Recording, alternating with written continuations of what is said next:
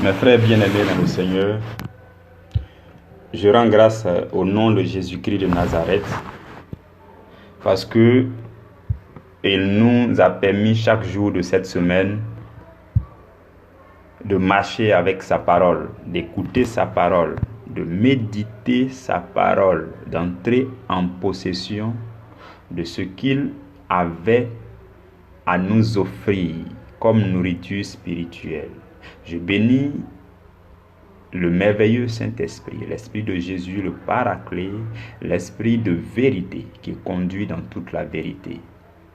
Je magnifie la puissance de notre Dieu, le Dieu vivant, saint, créateur de toutes choses, qui nous a créés, qui nous aime. Il nous aime plus que nous nous aimons entre nous. Il se soucie plus de notre salut que nous nous soucions les uns des autres. Et c'est ce qui me rassure. Voilà pourquoi je le bénis et je le magnifie. Et à chaque fois, je désire ardemment que lui-même, il s'occupe de son œuvre. Il fasse son œuvre, qu'il nous utilise simplement comme des instruments pour accomplir sa mission dans la vie de chacun. Dans la vie de chacun. Jusque dans les intimités, les secrets du cœur de chacun. Qu'il touche, qu'il sa main puissante pénètre le cœur de chacun pour transformer ce qu'il y a à transformer, pour ajuster ce qu'il y a à ajuster, pour serrer les boulons qu'il y a à serrer, pour extraire les impuretés qu'il y a à extraire, pour combler ce qu'il y a à combler, pour rabaisser les vallées et les montagnes qu'il y a à rabaisser, les collines qu'il y a à rabaisser, pour remplir les vallées qu'il y a à remplir, pour nous forger comme le meilleur potier tel qu'il est. Je bénis le nom de Jésus. Amen.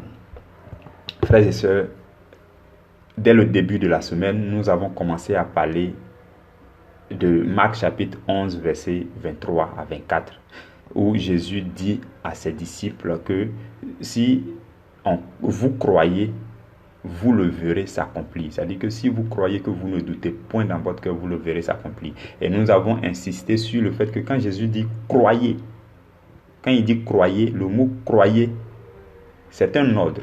Et c'est comme une verbe d'action. Il donne un ordre. Et dans ce croyez-là, il y a 3 choses qu'il faut impérativement accomplir. Voilà pourquoi dès mardi, nous avons commencé à parler des 4 choses à faire pour engager la responsabilité de Dieu. Et les 3 choses en fait qui contiennent le mot croyez là, c'est les 3 premières choses dont nous avons parlé, c'est-à-dire localiser la volonté de Dieu par rapport à chaque situation de nos vies.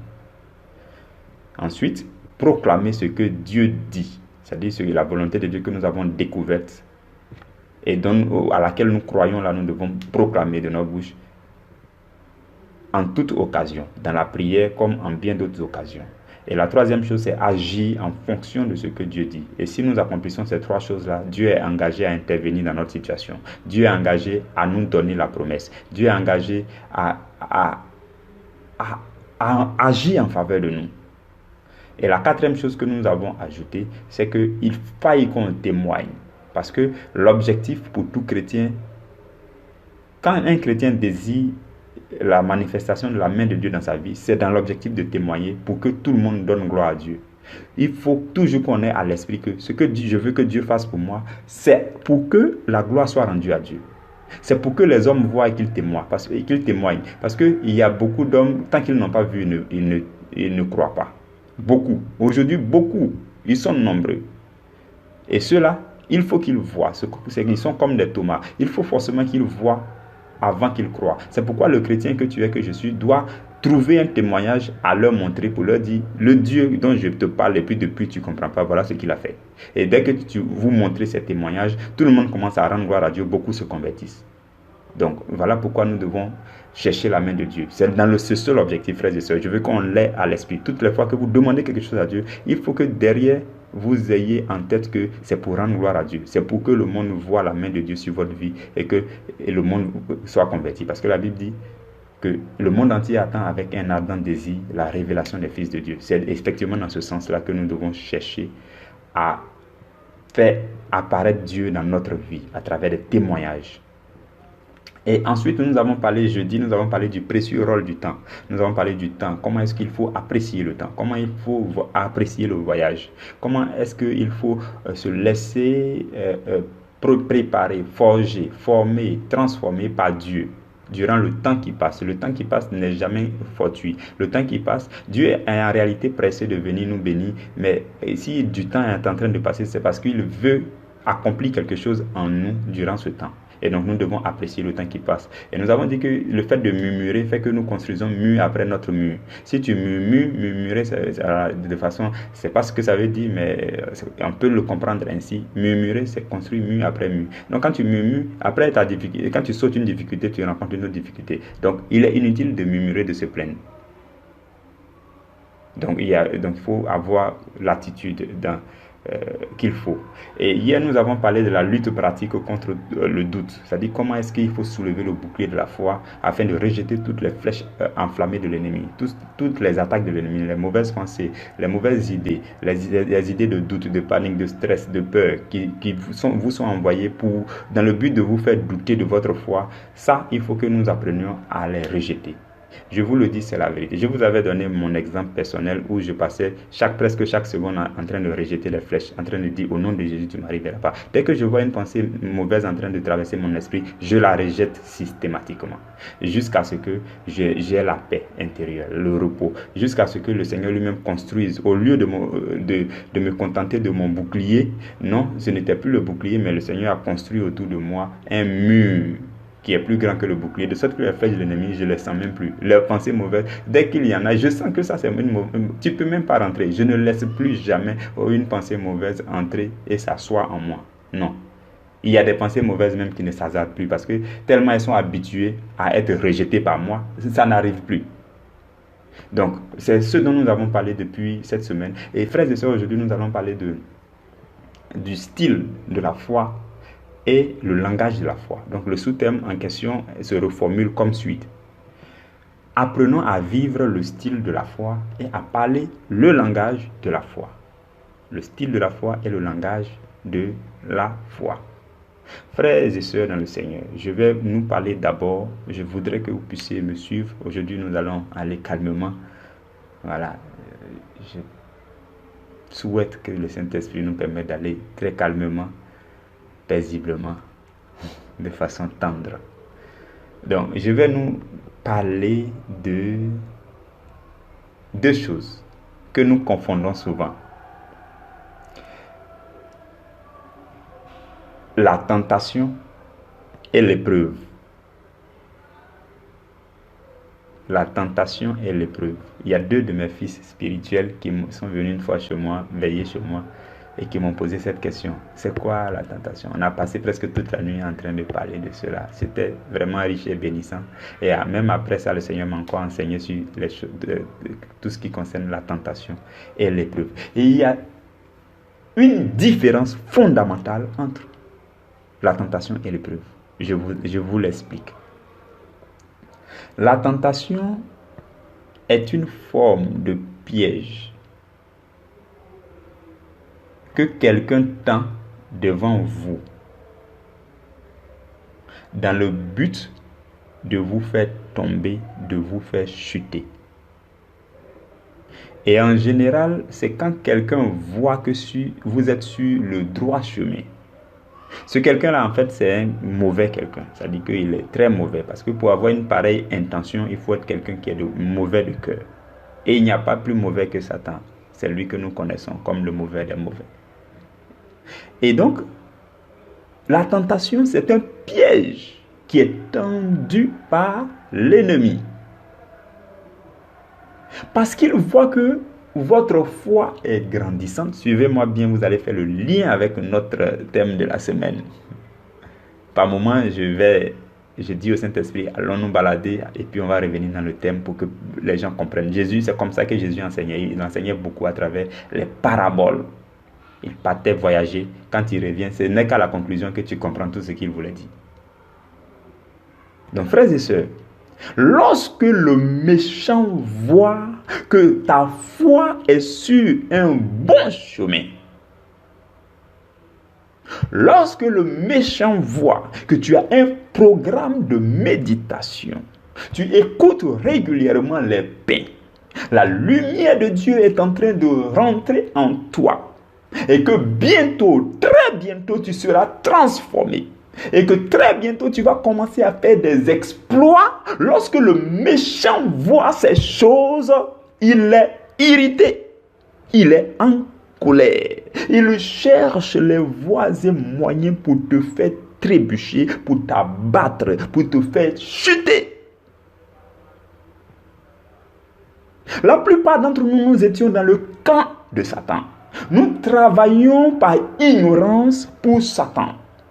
Au point où il a appris là-bas à nous connaître. Il connaît nos faiblesses. Il connaît nos désirs. Il sait la plupart du temps où est-ce qu'il va frapper pour nous avoir. Parce qu'on a été dans son camp. Et depuis que nous avons bien fait de le trahir et de rejoindre le camp de la lumière, il est irrité. Il le cherche. Je vous le dis, c'est la vérité. Au moins 2 fois par mois, Satan et ses démons se réunissent dans le royaume des ténèbres pour faire réunion sur chacun de vous. Je dis au moins 2 fois par mois parce qu'il y a 2 portes dans le mois. La nouvelle lune et la pleine lune.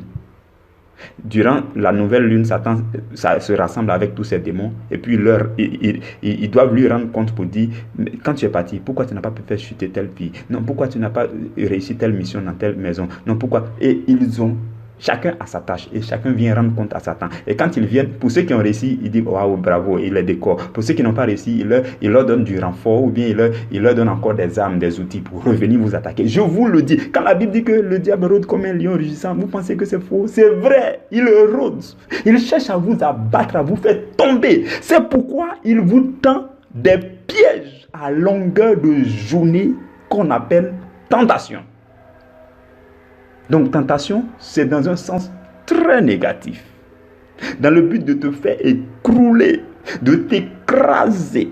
Parce que tu es sur le bon chemin, parce que ta foi est en train de prendre de la hauteur. Satan n'a pas aimé cela et il envoie ce qu'il faut envoyer. Tout ce qui est en son pouvoir, il le fait afin de te faire écrouler. Depuis que tu as commencé à lire la Bible, laisse-moi te dire que tu fais partie d'une autre catégorie de cible de Satan. Avant, il ne t'attaquait pas peut-être trop parce que tu étais un peu trop ignorant, c'est-à-dire que tu n'aimais pas lire la Bible. Et puis il est là, il dit voilà, au moins elle, il n'y a pas trop d'efforts à fournir. Lui, il n'y a pas trop d'efforts à fournir sur lui parce qu'il n'aime pas trop lire la Bible. Si au moins il lisait la Bible, j'allais le craindre.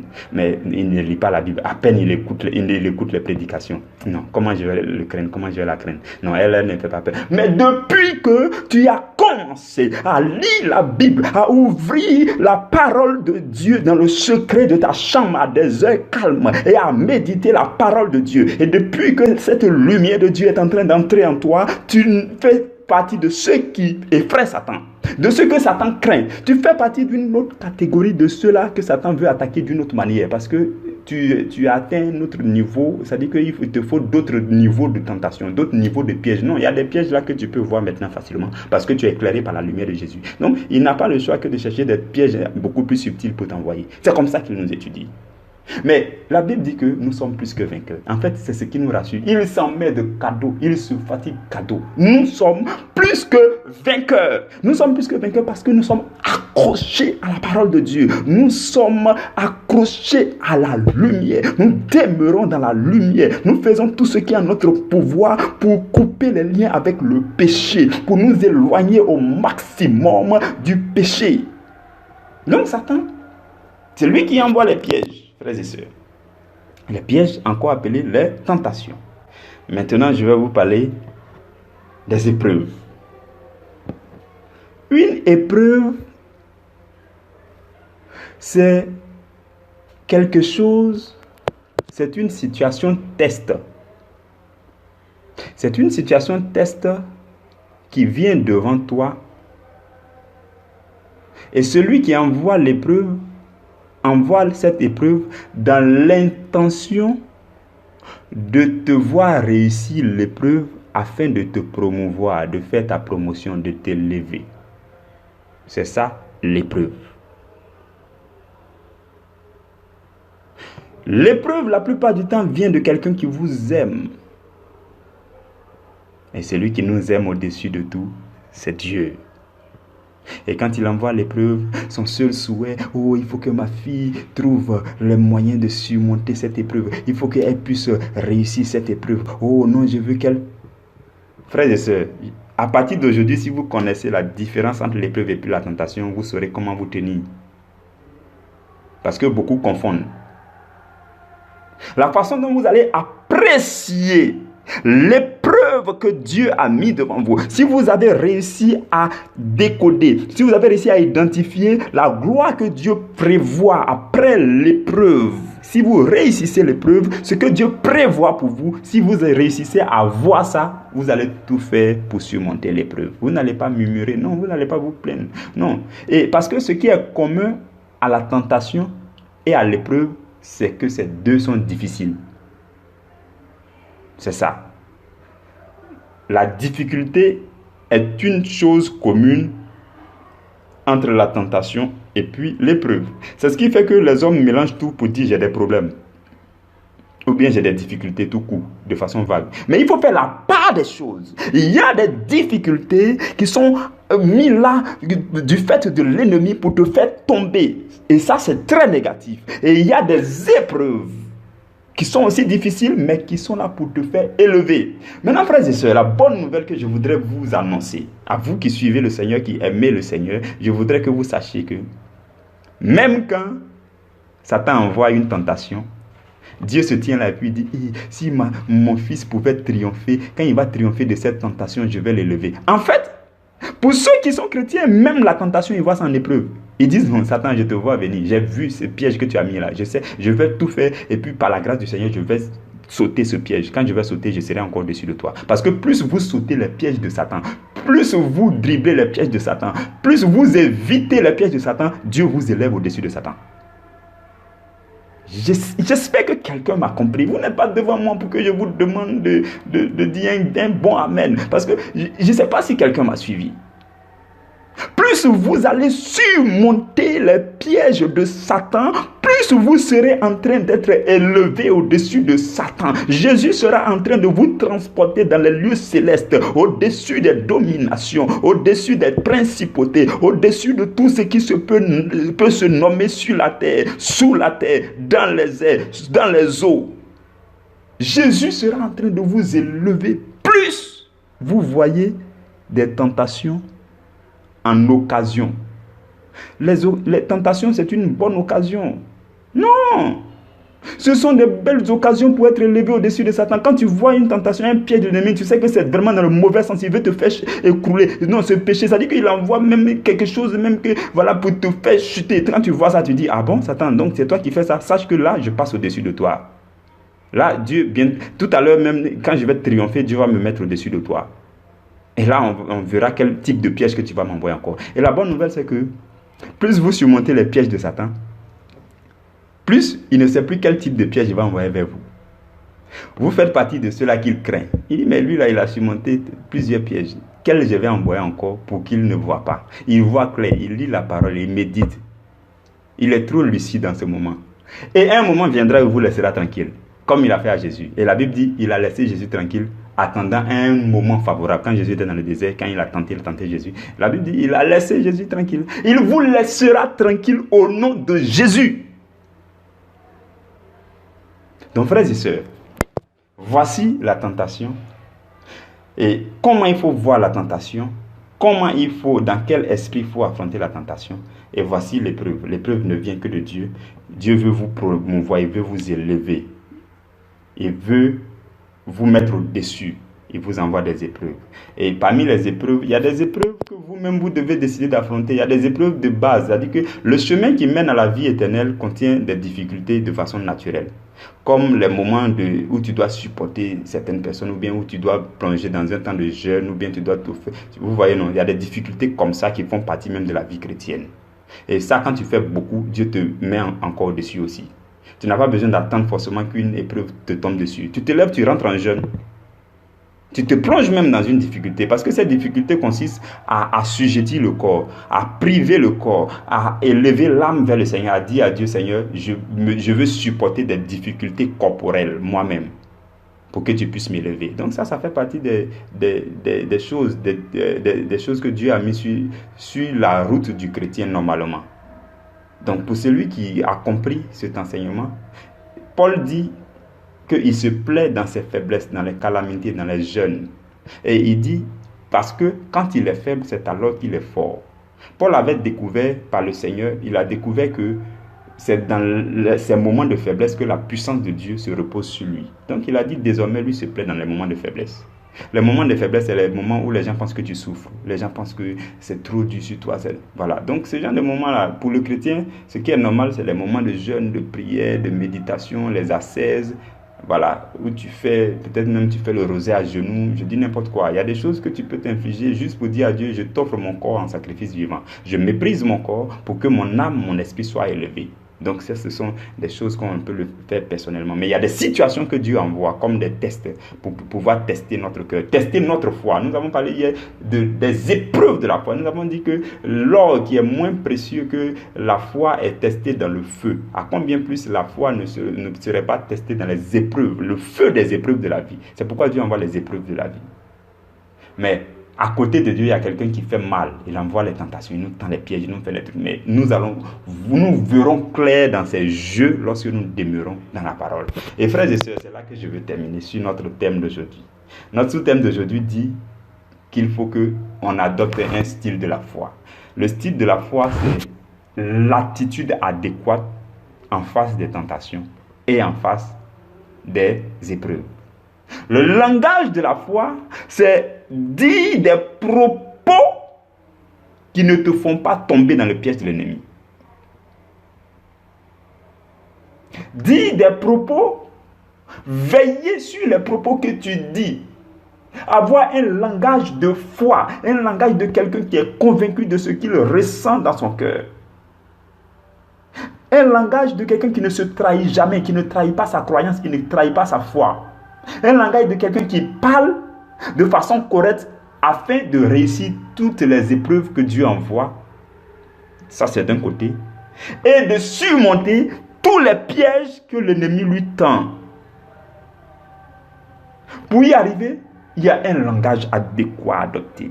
Pour y arriver, il y a un style de vie, des comportements, des actions à faire. Il y a des actions à adopter en face de chaque situation.